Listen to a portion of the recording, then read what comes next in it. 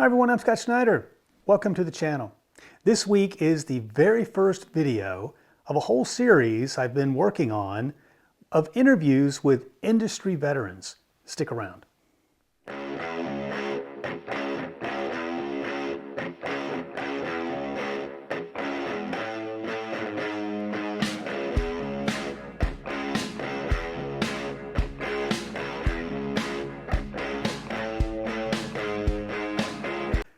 So as I mentioned in the beginning of the year, one of the things I wanted to work on was to talk to people who were in the industry back in the early days, in the 60s, 70s, 80s, 90s timeframe, and talk to them about their knowledge, their experience. What was it like? What was it like dealing with manufacturers? What was it like working for those manufacturers? What was it like to design products?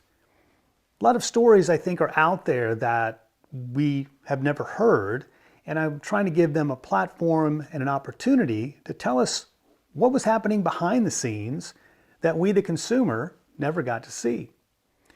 You know, we who are into vintage audio, we love the gear, we love to see what it looks like and how it sounds, but there was a whole lot of work that took to design it, to build it, to manufacture it, ship it to a dealer, advertise it, and there's all kinds of stories that go along with it to get those products into our hands. And the folks that worked in the industry, you know, they're getting up in age, and I wanted to try and reach out to them and hear some of those stories. What was it like to work with folks at McIntosh or at Nakamichi or other speaker companies? You know, there's a lot of stories out there, and I would like to try and find those folks who have the stories to tell. And I've been able to get in touch with several of them and have talked to them at length and over a good period of time. They've been gracious enough to give me their time and tell me some of those stories. And so instead of trying to put it into an extra long video, I thought I would break it apart into more manageable sections and give you an opportunity to hear what it was like on the other side of the fence. You know, the guy in the store that was trying to get the products on the shelf for you. What it was like dealing with the different vendors from McIntosh, Onkyo, Pioneer, Advent. You know, those are big names that we know. But what was it like to actually work, you know, for them and sell their products? You know, that's a different perspective that we've not heard. So this segment that we're going to kick off with is my interview with an industry veteran. His name is Walt Stagner. And Walt was during what I consider the golden age, the golden era of vintage audio, and that was during the 70s. And he has a lot of experience and so much insight to how it worked. Now, he worked for a retail establishment that was selling the gear, but I'll let Walt tell the rest of the story.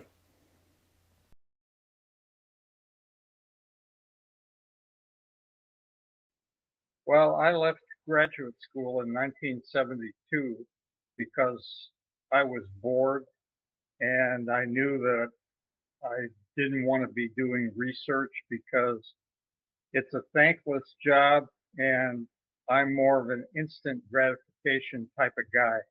So I took a part-time job with a local stereo store at the time, independent stereo store, relatively new, called Apple Tree Stereo. And they were based in DeKalb, Illinois. And to make a long story short, over 8 years, from 1972 to 1980, we took the place from a single store, essentially operating in a garage, to 8 stores. When I left to take the job with Nakamichi in 1980, I took 2 guys with me. I guess you covered most of the popular brands of the day, probably not all of them, but the Not best all of ones. them. Yeah, one of the brands we didn't carry was Yamaha because the Yamaha already had dealers in the towns where we were, and they tended to be rather choosy about their dealers too. if you carried a competing brand like Onkyo, for example, they were less inclined to want to sell to you. So we never carried Yamaha. It was kind of either Onkyo or Yamaha. We already had Onkyo, so there was really no need for Yamaha. Yeah, and so but the vendor sort of, I guess, helped manage the territories in a way on who their dealers were. Well, they kind of did, but given enough time, what any manufacturer tended to do in a market, they tended to come in and say, well, you'll be the only dealer in the market. And my question was always, for how long? Until we don't sell enough to meet your quota? And I always heard crickets, so that was pretty much the answer. As long as the rep was meeting their quota, the dealership pretty well had the exclusive in that particular market. So that's how that worked. I got it. So how did so tell me a little bit about, the relationship between the dealership, and the vendors. How did they manage? Did they swing by and announce? Did they say, hey, we're coming to show you our new fall line? And what was sort of the release period? Well, the way that worked back in the day was, let's take the Chicago area, for example. The Chicago area reps had a territory, for example, that might extend all the way from Madison, Wisconsin, down to Champaign, Illinois. So they had a pretty big territory. And one rep obviously carried lots of different lines, unless they were the factory rep. If you were the factory rep for Nakamichi, you were a Nakamichi employee. If you were the factory rep for Yamaha, you were a direct Yamaha employee. But if you're an independent manufacturer's representative, the manufacturers paid you a commission for the product that you sold. So, for example, if you were the JBL rep and you sold $100,000 worth of JBL in your territory, they would pay you a 6% commission on the $100,000. So got it. So that wasn't that much. I mean, 6% on $100,000, that's only $6,000. Right. So they had to sell a lot more than that. And for example, the JBL rep in our territory, they were the rep for JBL, Harman Kardon, Maxell. I can't think of, Stanton. They probably had a bunch of other lines. I just can't remember what they are. But that's the company that comes to mind. Comes to mind. And that company probably had 4 or 5 different reps. In other words, that's how many people worked for that particular rep firm. Right. So. Right. So if you were a representative firm, you probably had a smaller territory, but many more brands. And if you were factory direct, you had probably a larger territory or national retail. Well, for example, the Midwest rep for Nakamichi, the Midwest regional guy, he probably covered 10 states because Nakamichi had 3 regional reps. They had a Western rep that covered the West Coast. They had the Central, which covered the Central USA, and they had the East Coast, which covered all of the East Coast, all the way from New York to Florida. That's a pretty big area. Right. Yeah, so you probably saw them less frequently. Right.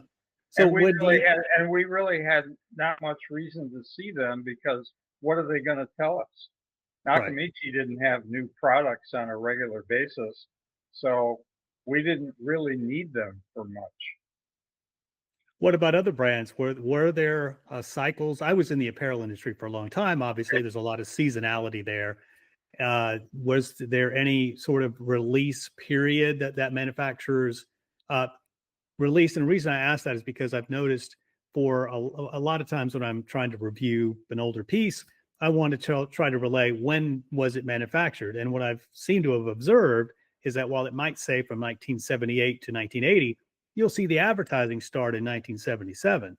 So they've started giving heads up. It looks like that, hey, this is coming, but there's no real identification that I can find anyway, that it hits October of 77 for the new year. It's just, that part is vague. Do you have a sense of how that worked? Well, if we were going to see new products at the Consumer Electronics Show, which was how most new products were introduced, regional shows weren't really a thing back then. So you would see a product at CES and you would say, okay, so when is this new product available? Very rarely was the answer immediately. It could be 3 months from now, could be 4 months from now. Now, part of the reason for that was we needed time to sell what we had. Where are we going to get the money to buy the new product? Well, the only place you're going to get that money is by selling all the old models first. Right. Because you know how salespeople are. They all want the new stuff. Well, Yeah. when can you get the new stuff? When you sell the old stuff. Did you stock up? So was it a bit of, product was not, I don't think that the supply chains were quite as, smooth as they probably are now. So did you have to buy pretty well? No. Actually, the supply chains were quite good. Rarely was anything backward. Rarely. Oh, wow. And we inventoried everything. I don't care what the product was. If it was Onkyo, McIntosh, whatever, we kept inventory on hand. Are there any, so when some new product was coming out, although you got a chance to see it at the Consumer Electronics Show, did the sales reps bring them by and demo them to you guys? Oh, you mean after the show? Right. Sometimes. Most of the time, we didn't really care enough to need to see it. I mean, we saw what we needed to see at the show, and then we came back to the stores and we told the people in the stores about the product. But here's the other thing. Once again, we didn't want to get the people in the stores all excited about this new stuff that they didn't have. We wanted them to stay focused on selling what we had in stock. That was the prime directive. So once the new stuff came in, some of us in the office who had this job, we drove around to the various stores. We demoed to them how to sell the product. Okay. So you were doing the in-store training yourself. Yeah, we were doing the in-store training. Quite frankly, and I don't mean any disparagement to the reps, but most of the reps knew a lot less about the product than we did. So they cared. Their prime directive was to sell as much as they could. They didn't particularly care how they did that. So once they sold the product to us, the only thing they did is come out and take us out to lunch once in a while. So so when you're now, I'm going to get ahead, but I want to come back to more of the vendor kind of relationship. But were they bringing you the brochures? Because I knew that was probably a good way to talk, sell to the consumer. Yes. That's when they were still printing brochures. And I think they spent quite a bit of money on brochures because they were the full color variety like this. Right. I mean, this is a nice full color. Sure. That's what I went to the stores to get those and write my notes on them and everything, and to, several to make my big decisions, and all of that. We actually had more trouble getting product literature than we had getting product. Wow. Yeah. So, and here's another thing that we expected the manufacturers to provide. We expected them to provide clip art. Okay. You know what clip art is? Those for in-store displays and things? Those are the drawings of the product. And those, when we did our newsletters, we put those drawings in the newsletters rather than the pictures of the product, because all of our newsletters, they were all black and white. Black and white, right. Yeah, we didn't print color. There's no reason for that. So we needed little drawings of what that stuff looked like. And I guess your newspaper ads too. Yes, exactly. Newspaper ads, same thing. So were there any interesting times when reps or the management team would come out to you guys, take you out to dinner and things like that, and wine and dine? Yeah, that's what I meant. I mean, when the rep would come out to see us, they would typically take out the owner to lunch. Sometimes they would include me and the operations manager and our financial officer, but for sure they'd wine and dine, so to speak, with lunch, the owner of the company. But Hmm. they would talk about business, of course, but most of the time it was just BS about nothing. Right. Were there any that were a little better at it than others, or? Some were better than others. Some were even willing to conduct sales meetings for the store, but we wanted to make sure that those were supervised by somebody from our management team because we wanted to make sure that they weren't counteracting something that we had told our people. Hmm. So, because we had certain rules about what you could say and what you shouldn't say. And one of Right. the things that we were very careful about, we didn't want our people to sell and disparage other people's product. That's not professional. Right. Yeah, absolutely. Well, you're representing all of them, so That's right. yeah. And I would tell the people, be careful what you say because someday you might be selling the product that you're disparaging. Right. Right. So how about on the support side of things? You've got the inventory now. You got your brochures. You've gone through all the sales pitches and all that, and you've sold the product. And now something happened to it, and the customer needs to bring it back. We had service departments in every store. But you had to get supplies and parts and things from the Yeah, manufacturers, right? and that Any of those? that generally wasn't a problem. Really? Okay. Yeah, they would for part of the condition of taking on a product line, and actually before we took the product line up on, we would run it by some of our senior service staff. We'd ask them to take it apart, look at it, get their opinion on how easy or difficult it was to repair, and then it was their job to request service manuals for every product that we sold. Hmm.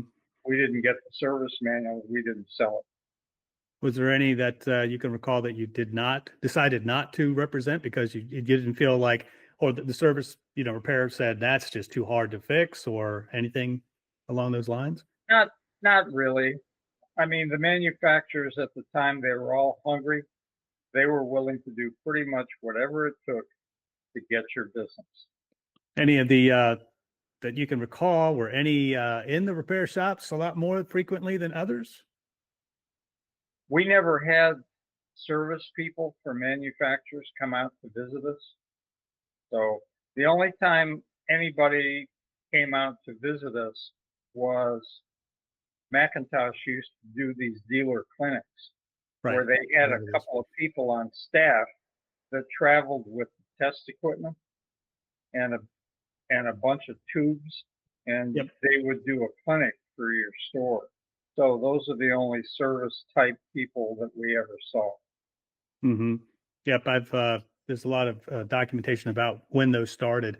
But my question really was, do you recall any particular brands more frequently in your repair technician shop than Oh, any other? you mean how reliable were certain things? Right. Um, yes, there were some products that were real pieces of crap. Um, one of the biggest pieces of crap that I can remember is some of the Marantz integrated amplifiers, particularly the Model 1060, which was a Mm. 30 watt per channel integrated amplifier, and those things blew up a lot. Another uh, monster in that regard was the Harman Kardon 330A receiver. Oh. I'm thinking those things had like a 15% failure rate, which was pretty high. Those are the two that come to mind. There were probably others. So Walt and I spent a good couple of hours talking about the industry. And that was just a small segment of our time together. And I think we'll probably follow up and have another call and talk through things, some questions I still have. But that's a bit of, and a little, just a high overview of what it was like for a store, a chain of stores, to buy their products and get their products from the manufacturers and get them in the store, and how they were dealing, with those different brands. You had manufacturer reps who represented many different companies, and then you had some reps who worked just for the manufacturer. So it was quite different, quite an interesting time frame. You heard Walt talk about the fact that they didn't bash any brands because, as he said, they represented them all, and that buyer may come back one day and remember that conversation. I think there's a little bit of thought from some of us that some manufacturers were favored over others. And there was a little bit of competition, and maybe they pushed brands on us. But and maybe that was the case for a salesman or two, across the whole country. But it doesn't sound like it was the norm. I think Walt represents a good cross segment of what most stores had to deal with, and they certainly didn't want to alienate, any brand. They were investing in all of those brands. If they were in their store, they bought those products, spent money on them. So why would they want to bash them and and alienate that product from any other consumer? So I think that's a little contrary to some of the myths that are around a bit of the selling process. Quite interesting that the brochures that we relish and and appreciate, that was quite an expense and quite challenging for them to get, and they valued it. It was a little bit surprising to hear about the graphics, the little black and white graphics that they needed. They depended on those quite a bit, as much as the brochures themselves, to be able to advertise locally. Something I hadn't really thought about before. So that is where the series is going to go.